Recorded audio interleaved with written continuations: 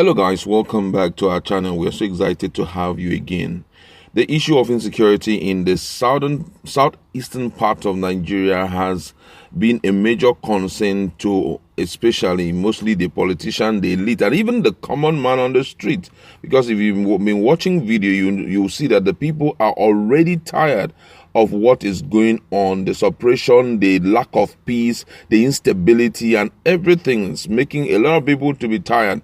And because of that, the Ebonyi State governor had, slated fasting and prayer for 7 days. Today is the 7th day, and he had to speak out concerning some things, which we are going to reveal in a jiffy. Meanwhile, another Southeast son who has been so much against the issue of secession has also spoken, which you are going to listen. You'll be so shocked what he had to tell Nigeria, especially about the UGM. But before we go on with details of the news and further analysis, if you're not subscribed to our channel, kindly hit on the red subscribe button and also the bell icon so that you can get notification anytime we publish our video. According to the news, the chairman of Southeast Governors Forum and governor of Ebonyi State, Dave Umahi, has said the people of the zone are fighting two separate wars. Umahi made this known on Saturday in Abakaliki on the 7th day, which marked the last day of the fasting and praying declared by the Christian Association of Nigeria, CAN, Ebonyi State chapter, aim to seek the face of God towards resolving the security challenges in the state and country at large. He said the two wars in the east are the killing of security operative by the yet to be identified group and the activities of indigenous people of Biafra, IPOB. The governor stressed that the actors behind the mayhem facing security operative hijacked the genuine agenda of the indigenous people of Biafra. Umahi, who distanced himself from the secession cause of IPOB, said, "So we have brought war against ourselves. Now it is two different agendas that are being fought for in the southeast, and our people are pretending we have brought war on ourselves. The people that started these things no longer has the control. Again, why are we killing security agencies? Why are we burning down police stations? The genuine agitation minus secession, which started by a group of people, has been hijacked. And if we don't know, most of the security people that are being killed are from southeast. And we are saying that we say that they are being perpetrated from outside. That's not true. It is our people that are burning down the police station, killing security agencies, snatching their gun, and doing armed robbery and cultism. Meanwhile, Engineer Joe Ibokwe, the special advisor to Governor Sanwo-Olu on drainage and water resources, has come out to once again address the current security situation in the southeast.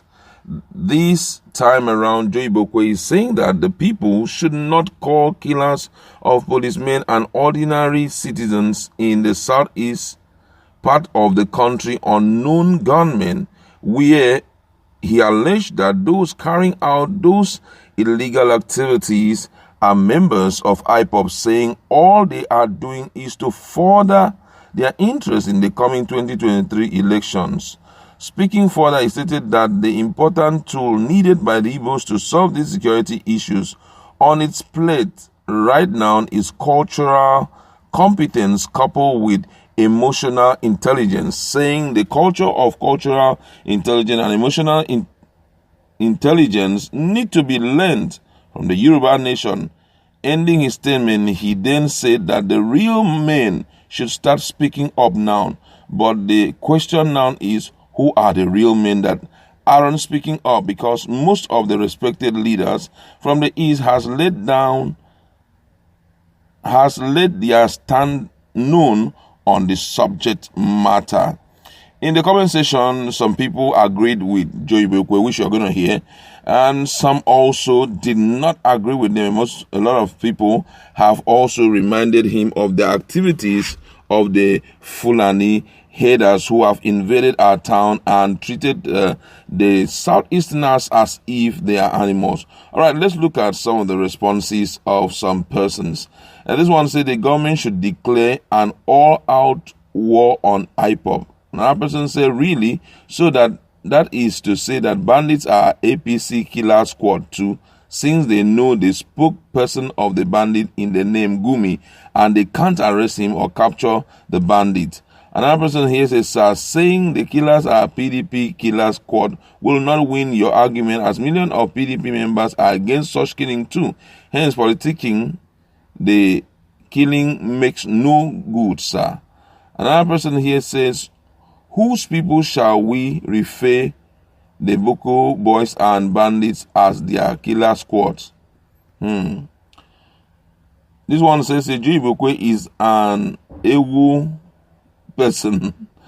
Another person says, maybe you should abandon Jagabam menial job and head for home to help address the question you have posed. No real Igbo man will be hunting for rat, as you are presently engaging with Jagaban assignment while his home is on fire, still burning. Mr. Real Man Ibokwe, do the needful by walking your talk. Please, when next you yap, let it be done from the east, not from the Yoruba land that you are.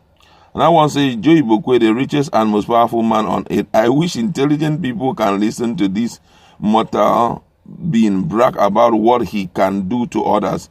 Black men, hallucination and bragging about your power do confer immortality to mortal degenerative issues. I don't know what the person really means there. And another person here says, Oga Ibokwe, but why now? How insensitive you are to be playing politics with calamity we are facing in the East.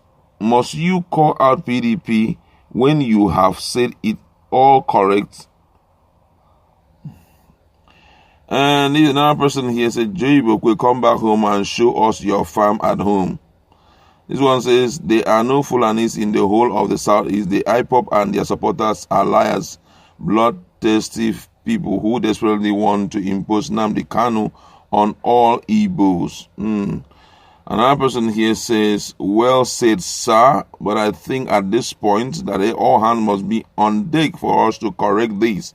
Another person says, fasting and prayer for 7 days. We are hopeful that this will help solve the issues that are currently pending. All right, you've heard what Nigerians have said.